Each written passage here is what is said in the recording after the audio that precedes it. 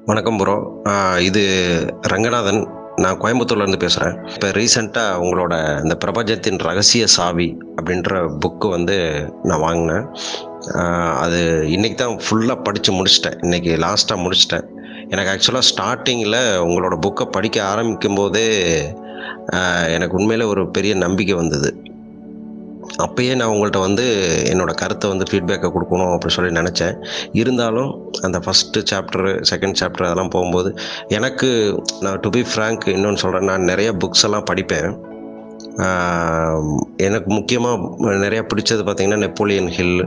அவரு எழுதின எல்லா புக்ஸும் படிச்சிருக்கேன்.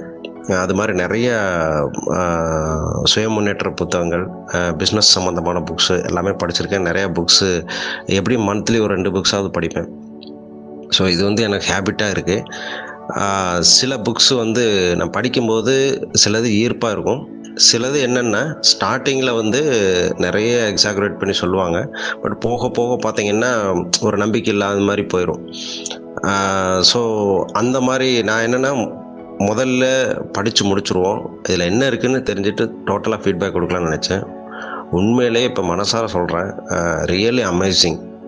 ஏன்னா, இது வந்து நான் இதுவரைக்கும் என்னோட அனுபவத்தில சொல்றேன் நானு. இதுவரைக்கும் நான் படிச்ச புத்தகத்திலே வந்து மிக தெளிவா ஒரு மனுஷன் வந்து தன்னுடைய நோக்கத்த வந்து எப்படி அடையணும் அப்படின்றத பாதையா அப்படியே தெளிவா காட்டுது.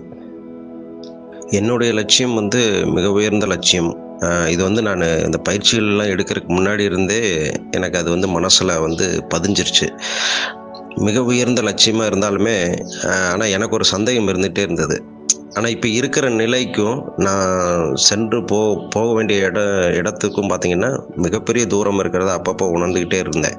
ஆனா இப்ப உள்ள நிலைமைக்கு நான் எப்பல்லாம் எனக்கு வந்து அந்த எண்ணம் வரும்போது, எனக்கு கூட வந்து இன்னொரு எண்ணமும் வரும். "நீ வந்து இந்த நிலைமையில இருக்கிற, நீ போய் அப்படி வரப்போறியா?" அப்படிங்கிற மாரியான ஒரு குரல் வந்து எனக்குள்ள கேட்டுக்கிட்டே இருக்கும். இது எதனால அப்படின்னு சொல்லிட்டு எனக்கும் ஒரு சிலது புரிஞ்சது. நம்மளோட பாஸ்ட் எக்ஸ்பீரியன்ஸ்னால தான் அப்படின்னு சொல்லி. ஆனா, அத வந்து உங்களுடைய அந்த இனிஷியலா இருக்கக்கூடிய அந்த 3, 4 சாப்டர் வந்து தெளிவா எனக்கு புரிய வச்சது. முக்கியமா வந்து நான் எப்படிப்பட்ட மனுஷன் அப்படிங்கிறத எனக்கு உணர வச்சது. உங்களுடைய பல கேள்விகள், அதுக்கு நான் உண்மையாலுமே நான் பதில் அளிச்சதுக்கான புரிதல் வந்து எனக்கு கிடைச்சது. எப்படின்னா, என்னோட செல்ஃப் எப்படின்னு தெரிஞ்சுக்கணும். நான் ஒரு என்ன மாதிரியான பெர்சன் அப்படி சொல்லி நான் தெரிஞ்சுக்கிட்டேன். என்னோட பெர்சனாலிட்டி என்னன்னு தெரிஞ்சுக்கிட்டேன்.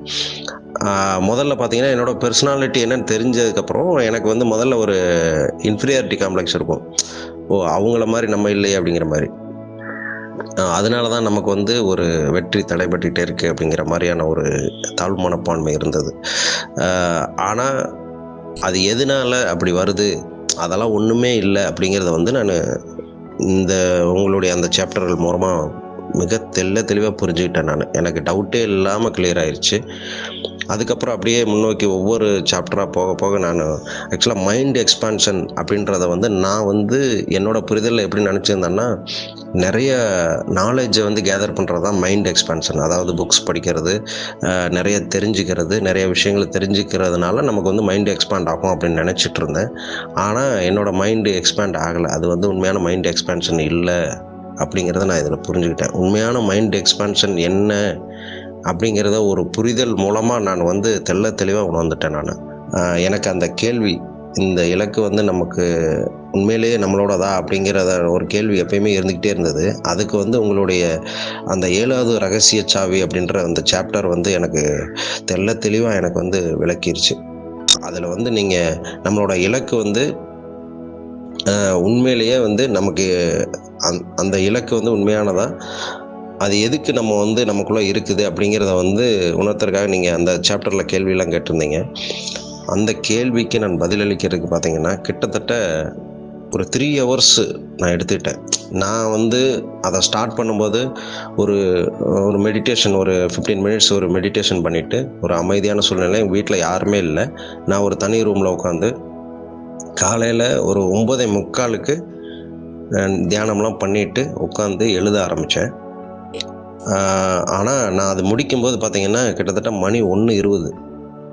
அவ்வளவு நேரம் போனதே எனக்கு தெரியல. உண்மையிலேயே. அதுக்குள்ள அப்படியே மூழ்கிட்டேன். இது வரைக்கும் நான் மனசார சொல்கிறேன், எந்த ஒரு செயல்லையும் இந்த அளவுக்கு ஃபோக்கஸ்டாக, துளி கூட டிஸ்ட்ராக்ஷன் இல்லாத ஒரு ஃபோக்கஸ்டாக எதுலேயுமே ஈடுபட்டதில்லை.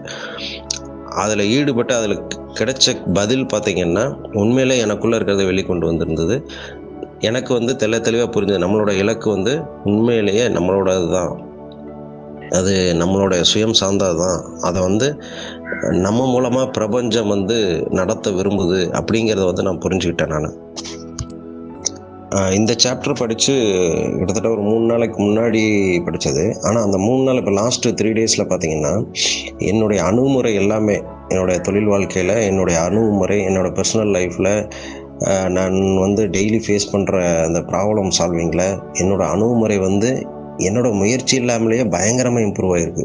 மீன்ஸு அவ்வளோ மெச்சூர்டாக எனக்கு வந்து ஒரு நம்பிக்கை கிடைக்குது. அதே சூழ்நிலை தான் இதுக்கு முன்னாடி நான் ஃபேஸ் பண்ண அதே சூழ்நிலை தான்.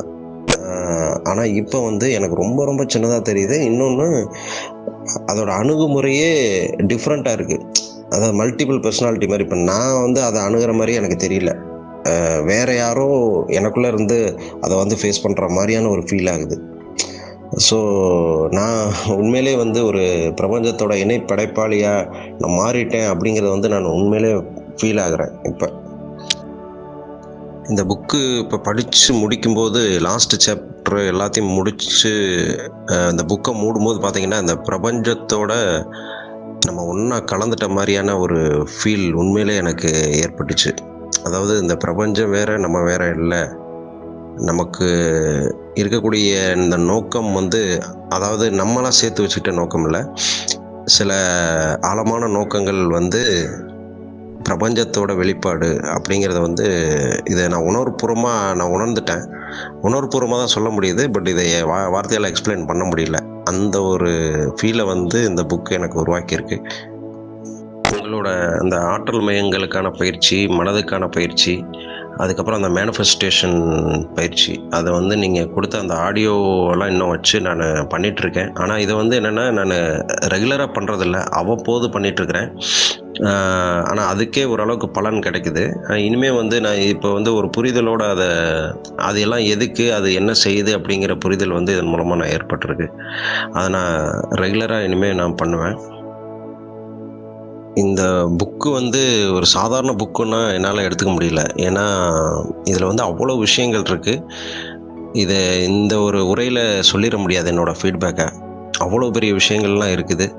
அதே மாதிரி இந்த புக்கு வந்து ஒரு குளோபல் ஸ்டாண்டர்டு புக்கு. குளோபல் ஸ்டாண்டர்டை விட மிகப்பெரிய புக்குன்னு தான் நான் நினைக்கிறேன். ஏன்னா அவ்வளோ விஷயங்களில் வந்து எளிமையாக எல்லாருக்கும் புரிகிற மாதிரியான ஒரு சில விளக்கங்கள், கேள்விகள், பயிற்சி, அந்த மாதிரி ஒவ்வொன்றா மெனக்கெட்டு இது சொல்லியிருக்கீங்க. இது உங்களோட உழைப்பு வந்து, அபார உழைப்பு வந்து இதன் மூலமாக தெரியுது. அபார உழைப்பை விட உங்களோட தொலைநோக்கு, உங்களோட மைண்ட் எக்ஸ்பேன்ஷனை இதன் மூலமாக புரிஞ்சுக்க முடியுது.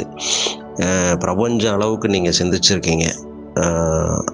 அதே மாதிரி இது மொழி, இனம், மதம் இதெல்லாம் தாண்டி இந்த புக்கு வந்து ஒரு குளோபல் லெவலில் ரீச் ஆகிறதுக்கான வாய்ப்பும் இருக்குது. நீங்கள் வந்து, என்னுடைய கோரிக்கை இதை வந்து தமிழில் இல்லாமல் ஒரு இங்கிலீஷ்லேயே ஒரு டிரான்ஸ்லேஷன் பண்ணி ஒரு எடிஷனாக விடுங்க. விடும்போது உலக அளவில் எல்லாத்துக்கும் பயன்பாடு இருக்கும். கண்டிப்பாக வேர்ல்டு லெவலில் எல்லா மக்களையும் இது ஈர்க்கக்கூடிய புக்கு தான். உண்மையிலே வந்து இது நான் நன்றி உணர்வோடு சொல்கிறேன். இந்த புக்கு வந்து என் வாழ்க்கையில் மிகப்பெரிய தாக்கத்தை ஏற்படுத்தியிருக்கு. அந்த தாக்கம் வந்து கூடிய விரைவில் மாற்றமாக மாறும் அப்படின்னு பிரபஞ்ச பேராற்றலோடு இணைஞ்சு நான் இதை மனப்பூர்வமாக நன்றி உணர்வோடு இதை நான் வெளிப்படுத்துகிறேன். உங்களுடைய சேவை வந்து உலகளாவிய அளவில் கூடிய சீக்கிரம் பரவணும் அப்படின்னு என்னுடைய வாழ்த்துக்களையும் நான் தெரிவிச்சுக்கிறேன். வாழ்க வளமுடன். நன்றி.